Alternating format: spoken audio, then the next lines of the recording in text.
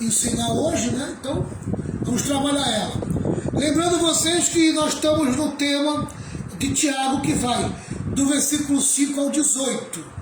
Como viver com sabedoria. E nós estamos ainda no primeiro ponto, primeiro tópico, né? Primeiro tópico. Como lidar de forma sábia com as provações. Como lidar de forma sábia com as provações. Aí nós passamos pelo primeiro ponto. Quando somos provados, precisamos pedir sabedoria. Quando somos provados, precisamos pedir sabedoria.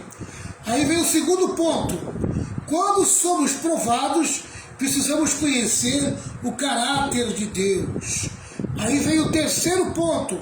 Quando somos provados, precisamos orar com fé.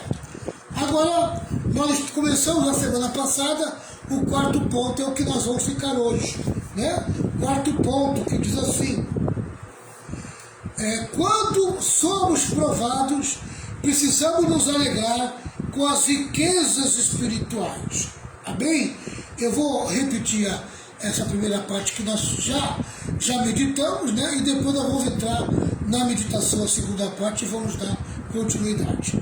Diz assim a meditação: Tiago aplica o princípio da sabedoria nas provas em duas circunstâncias específicas: cristãos pobres e cristãos ricos.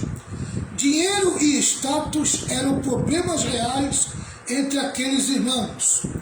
A Bíblia jamais ensina que a riqueza em si é um mal. O próprio Deus deu a Salomão tanto a riqueza como a sabedoria. Tudo depende de como a riqueza é adquirida, como é usada e qual é o lugar que ela ocupa no coração de quem a possui.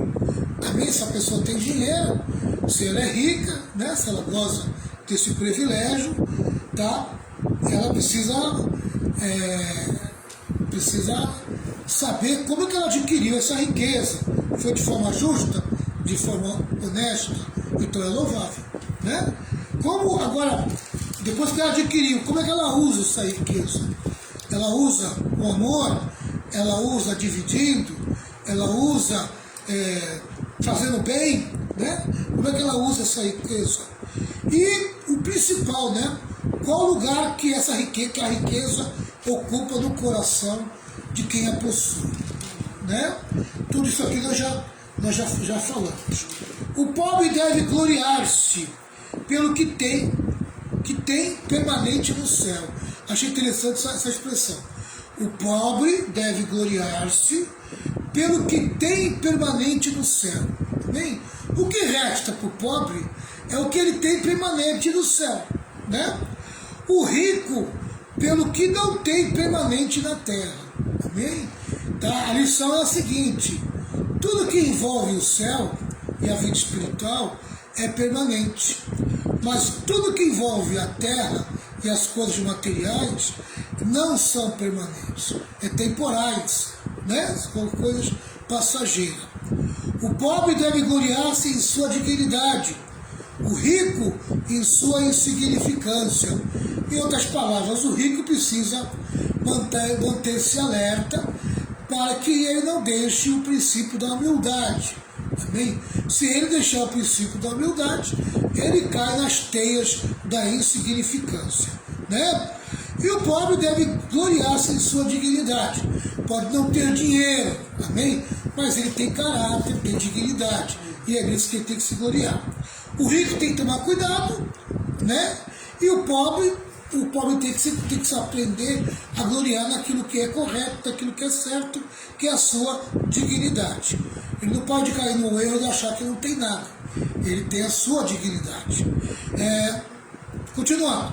É conhecida a expressão do missionário Jim Elliot, mártir morto pelos índios Aucas, que ele diz assim: não é todo aquele que perde o que não pode acumular. Vou repetir. Não é tolo, eu falei tudo, né? Não é tolo aquele que perde o que não pode acumular. Amém? Não adianta querer acumular, porque você vai cair na rede da tolice, né? Você não pode acreditar que você vai acumular e vai manter para sempre, tá certo? Não é tolo aquele que perde o que não pode acumular, para ganhar o que não pode perder, amém?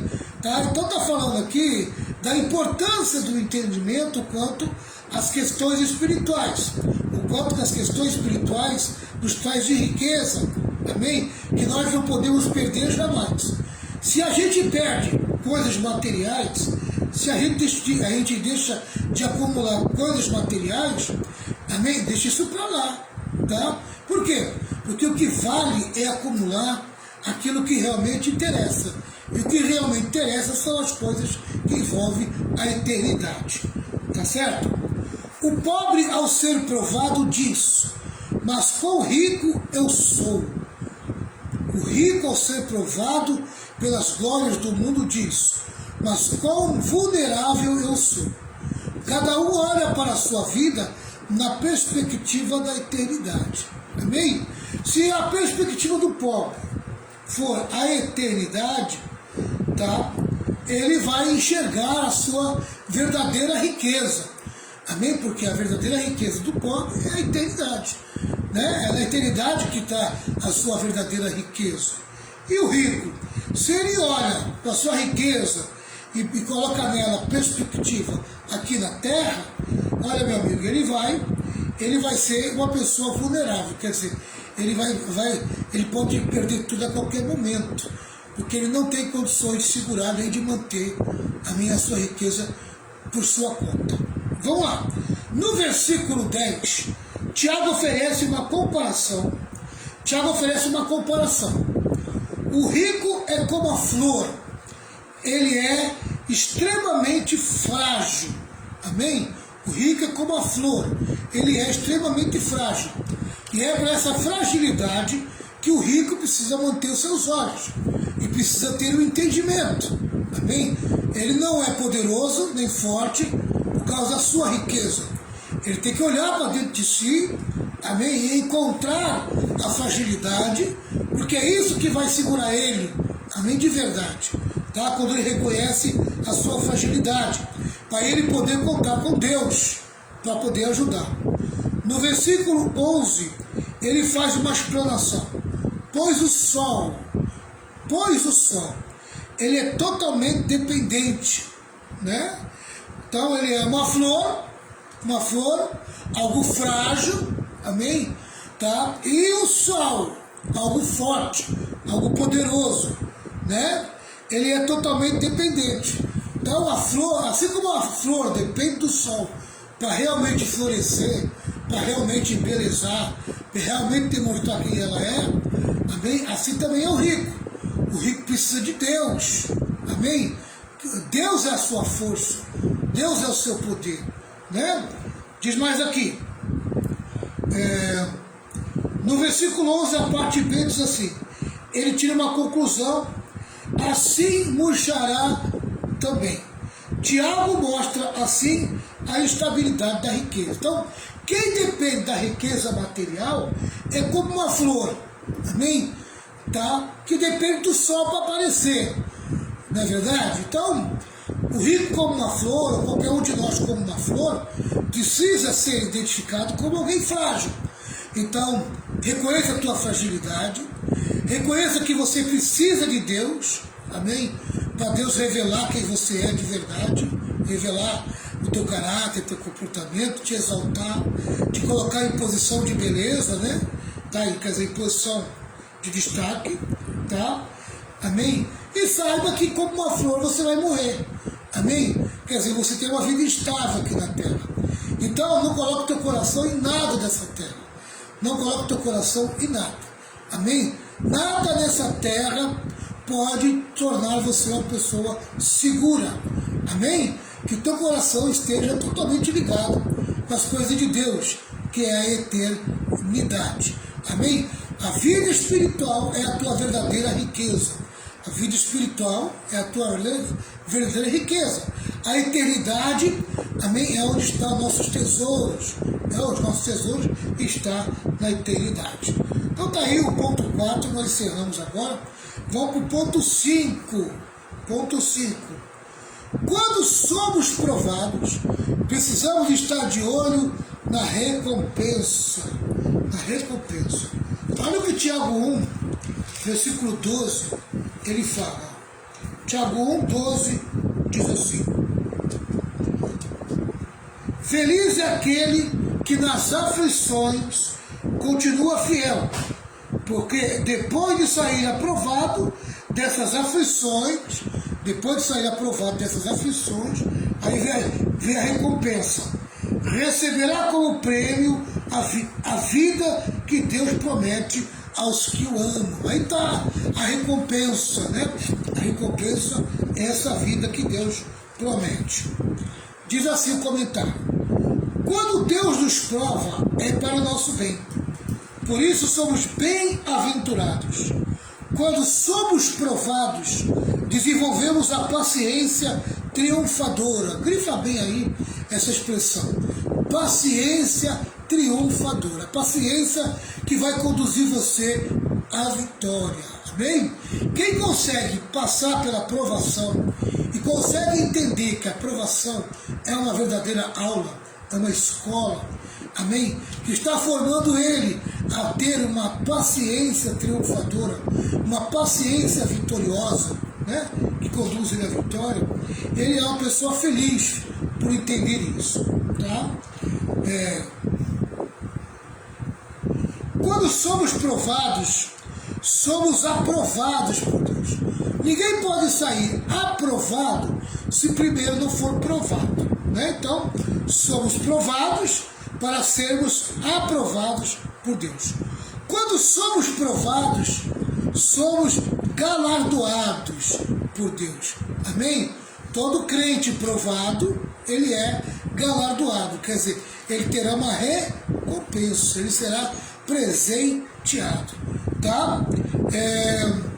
Quando somos provados, temos a oportunidade de demonstrar nosso amor por Deus. Amém? É na hora da provação que você revela o tamanho do teu amor por Deus. É na hora da provação, amém, que Deus coloca ali a métrica, né? E Ele vai medir o tamanho do teu amor por Ele. Então, se você demonstrar para Ele que o teu amor é grande, grande será a tua recompensa no final da provação, né? A Bíblia diz que nossa leve e momentânea tribulação produz para nós eterno peso de glória. Você pode conferir, e a Renata vai conferir para mim, 2 Coríntios 4,17. 2 Coríntios 4,17. Confere para mim aí, enquanto a pastora Renata também vai procurar e conferir para mim. Como Lutero expressou no hino Castelo Forte, ainda que percamos família, bens, prazeres, Deus continua sendo nosso castelo forte. Podemos ter perdas, podemos adquirir perdas, amém? Mas existe uma certeza dentro do nosso coração, e se não existir na tua, tem que existir, amém? Você precisa fazer existir essa certeza e essa convicção. Qual certeza e qual convicção? Que Deus é o teu castelo forte. Amém? Você pode ter perdas, mas o Senhor torna o teu maior ganho. O teu maior ganho é o Senhor na tua vida, é o Senhor presente na tua vida. Achou 2 Coríntios 4,17? 4,17. Isso. Pode ler.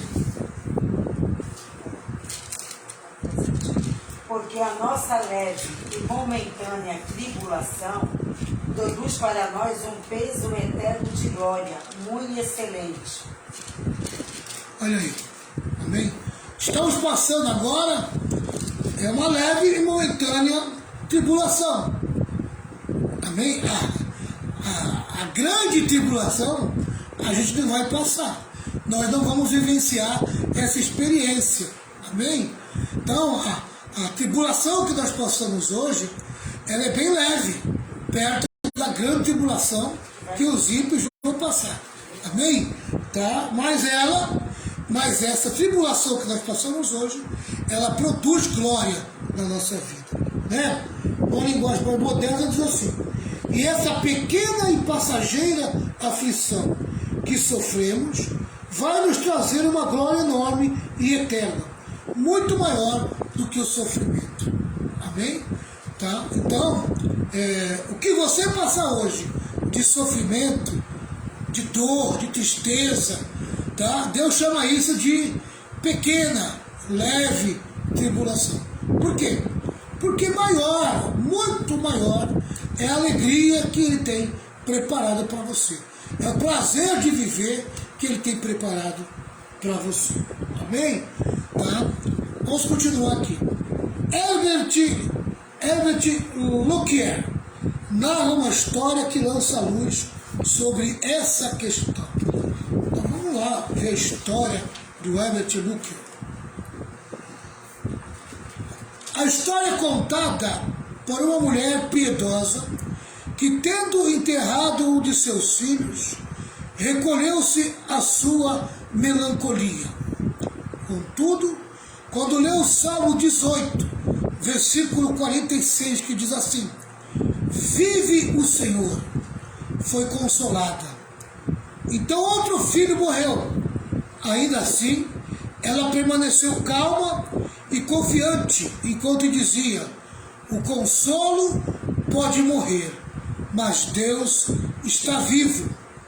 Porém, o mais pesado golpe de todos ocorreu quando seu amado esposo morreu, e ela quase foi subjugada pelo sofrimento. Mas sua filha, que sobrevivera, observando como antes sua mãe falava para confortar-se a si mesma, perguntou-lhe desconsolada: Deus morreu, mamãe? Deus morreu? Isso alcançou o dolorido coração daquela mulher, e a sua antiga confiança no Deus vivo retornou. Amém? O Senhor vive. Amém? Você está passando por lutas, está passando por provações, está passando por sofrimento, dificuldades. Amém? O Salmo 18, 46 diz assim: o Senhor vive. E é nessa confiança que você tem que estar. Se o Senhor vive, Ele está vendo o que você está passando. Se o Senhor vive, Ele sabe como é que está a tua vida.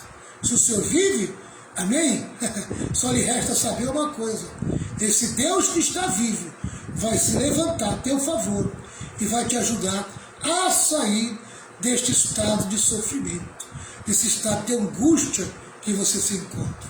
Amém? Porque Ele verdadeiramente vive e está vivo para todo sempre. Amém? O fato de sermos provados nos capacita não apenas para recebermos recompensa futura, mas também nos equipa para sermos usados por Deus agora. Amém? Aleluia.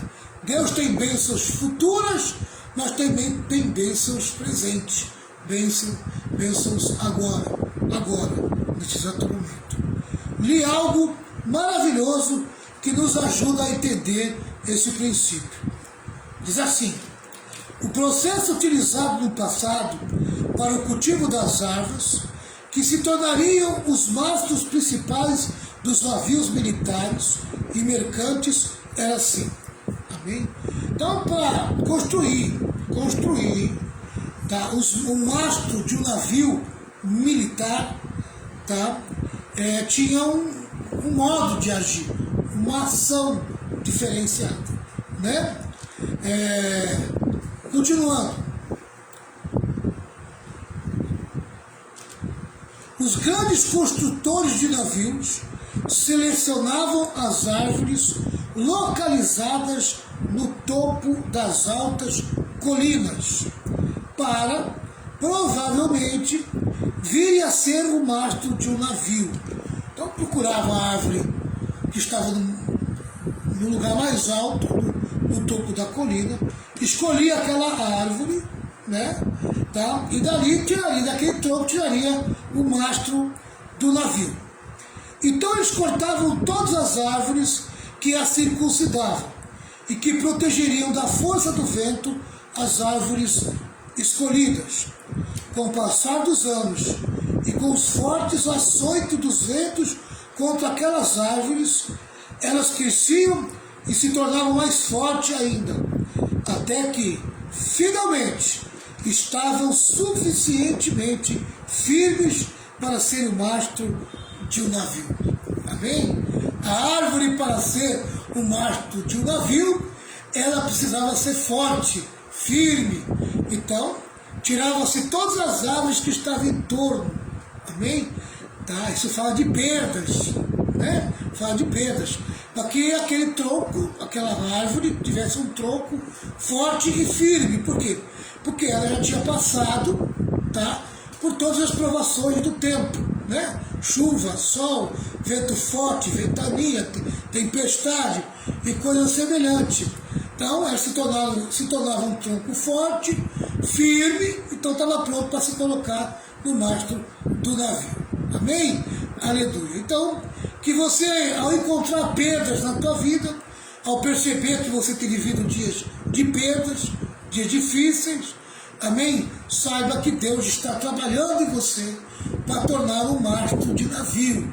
Amém? Você sabe que o mastro de navio, naquele tempo, era um mastro, era um pau enorme que ficava no centro do barco e que levava as velas, né? Era o pau principal, né? A madeira principal do navio, ficava no meio do navio.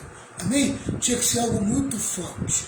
Aleluia. Deus está fazendo uma obra na tua vida.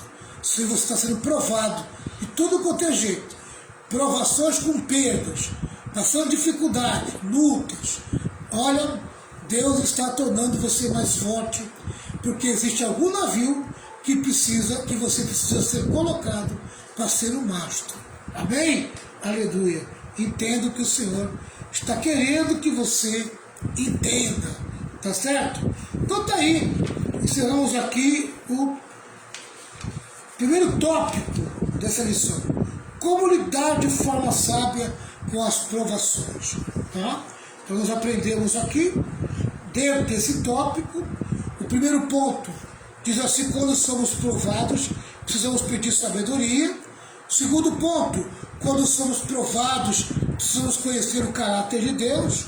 Terceiro ponto, quando somos provados, precisamos orar com fé.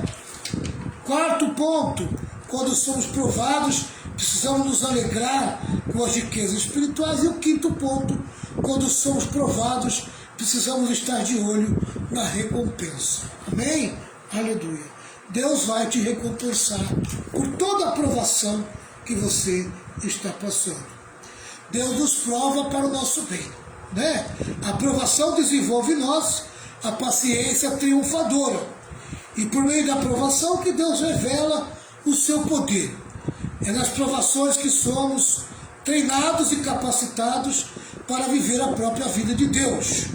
As provações nos tornam pessoas de Deus com uma fé firme e forte. Uma fé firme e forte. Pessoal, nós vamos entrar no segundo tópico dessa lição, que vai do versículo 13 ao 18, tá? 13 a 18. Nós vamos ver aqui hoje o versículo 16 13 a 16. Então vamos lá. Tiago 1, 13 a 16, que diz assim. Versículo 13. Quando alguém for tentado, não diga: esta tentação vem de Deus. Pois Deus não pode ser tentado pelo mal, e Ele mesmo não tenta ninguém. Mas as pessoas são tentadas quando são atraídas e enganadas pelos seus próprios maus desejos. Então, esses desejos fazem com que o pecado nasça. E o pecado, quando já está maduro, produz a morte. Não se enganem, meus queridos irmãos. Amém? Então tá aí, essa lição vai ser forte, hein? Vai ser forte. Uma pessoa madura é paciente nas provas. Tá? Então nós vamos falar desse segundo tópico que diz assim: como lidar de forma sábia com as tentações. Amém? Primeiro nós falamos das provações. Provações não tem nada a ver com tentação. Agora nós vamos falar das tentações. Tiago 1, 13 a 18. Como lidar de forma sábia com as tentações? Uma pessoa madura é paciente nas provas. Uma pessoa imatura transforma provas em tentações. Verdade. Amém? Verdade.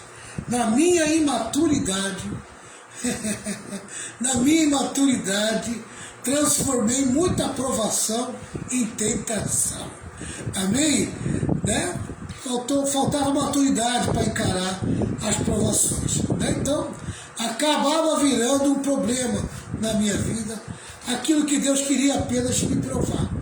Né? Então, precisei passar, amém? Precisei ter experiência para poder vencer e superar tudo isso.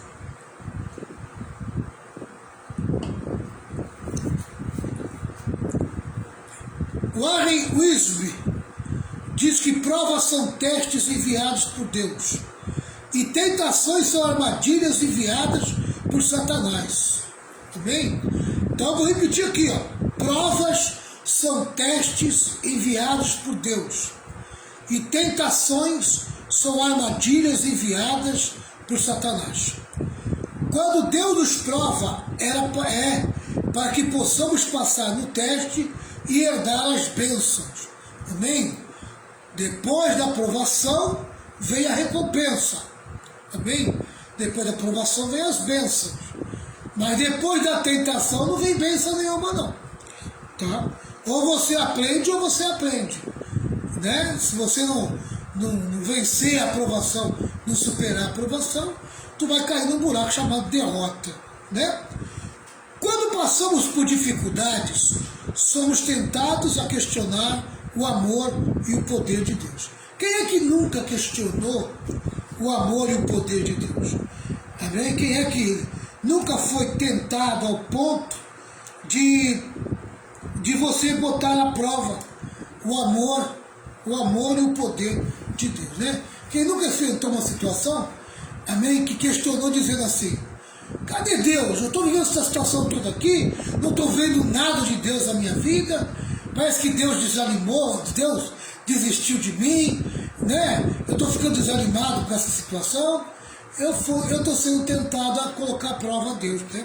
Estou sendo tentado a questionar o amor e o poder de Deus. Amém? Na minha imaturidade eu vou fazer esse tipo de questionamento. Mas na minha maturidade, quando estou vivenciando um momento desse, amém, o que o diabo está me tentando a me colocar à prova com o amor de Deus, a me questionar o amor e o poder de Deus, na minha maturidade eu vou dizer o seguinte: ainda que não aconteça nada na minha vida, eu continuo crendo que Deus me ama e que Deus tem todo o poder para me tirar dessa situação e me conduzir à vitória. Amém? Essa deve ser a atitude de um crente maduro. Ele precisa responder com firmeza a esse tipo de tentação e não se deixar levar.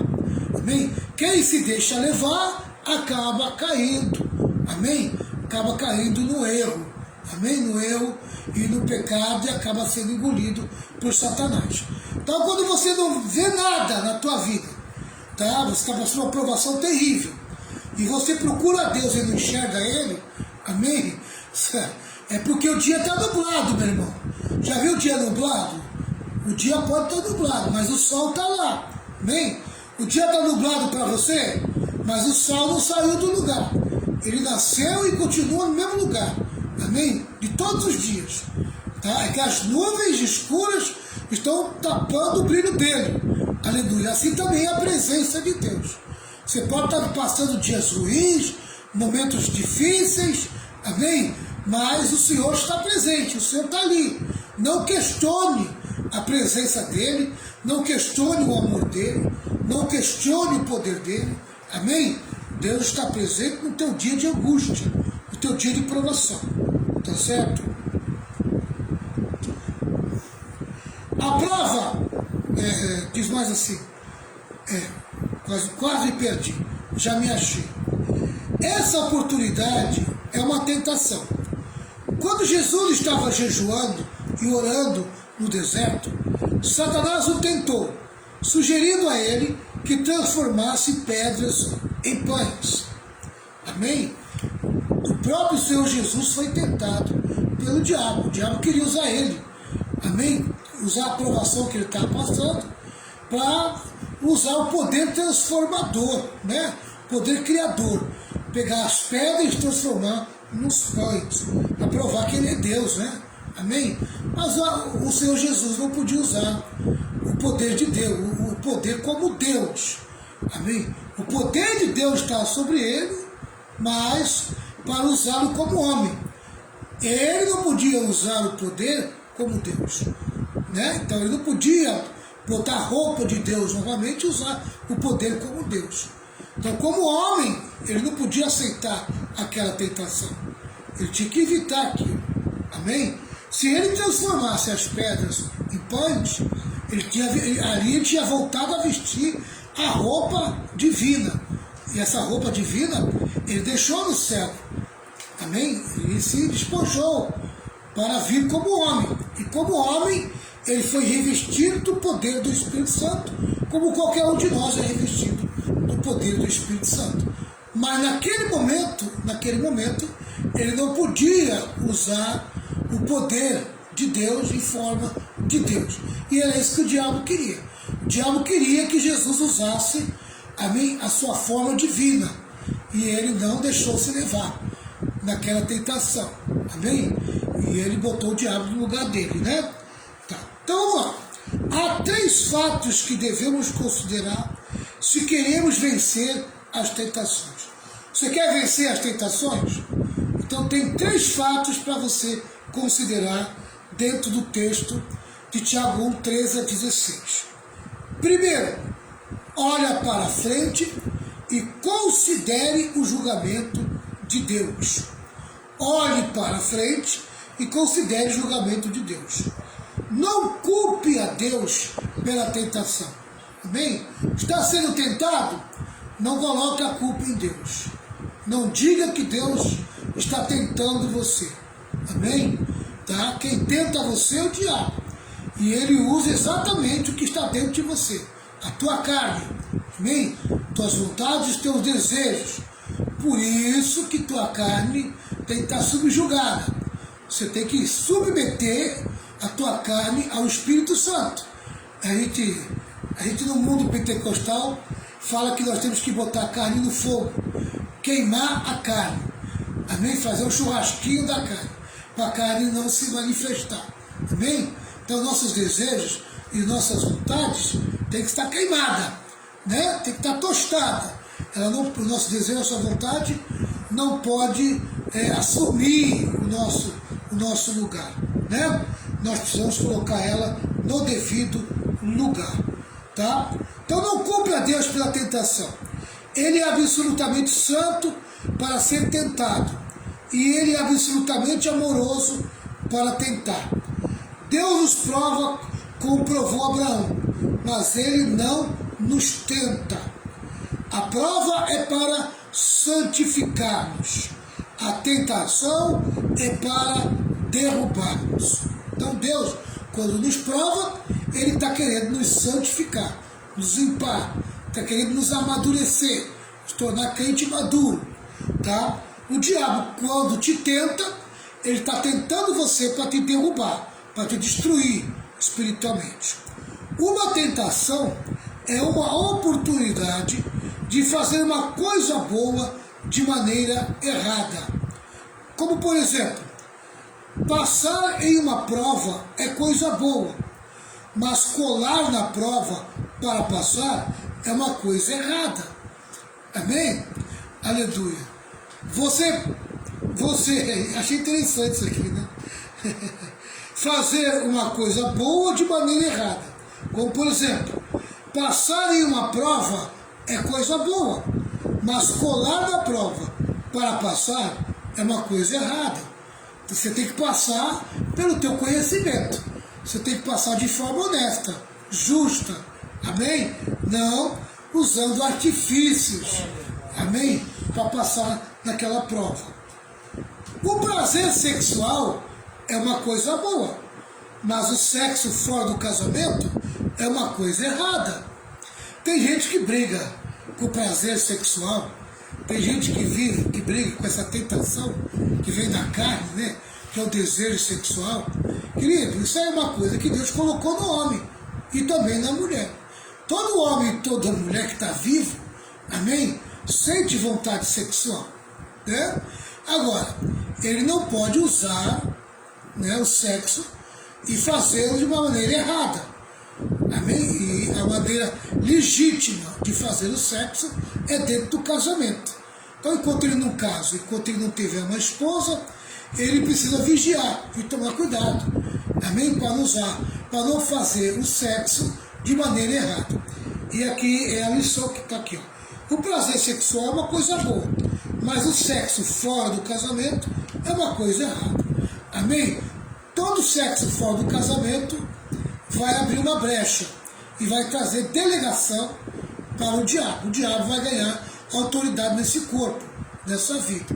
Alguma coisa o diabo vai fazer na vida dessa pessoa, amém? Tá? Toda pessoa que faz sexo fora do casamento, amém? Ele está abrindo seu corpo, tá? Para o diabo, amém? O diabo assume o controle da vida dele.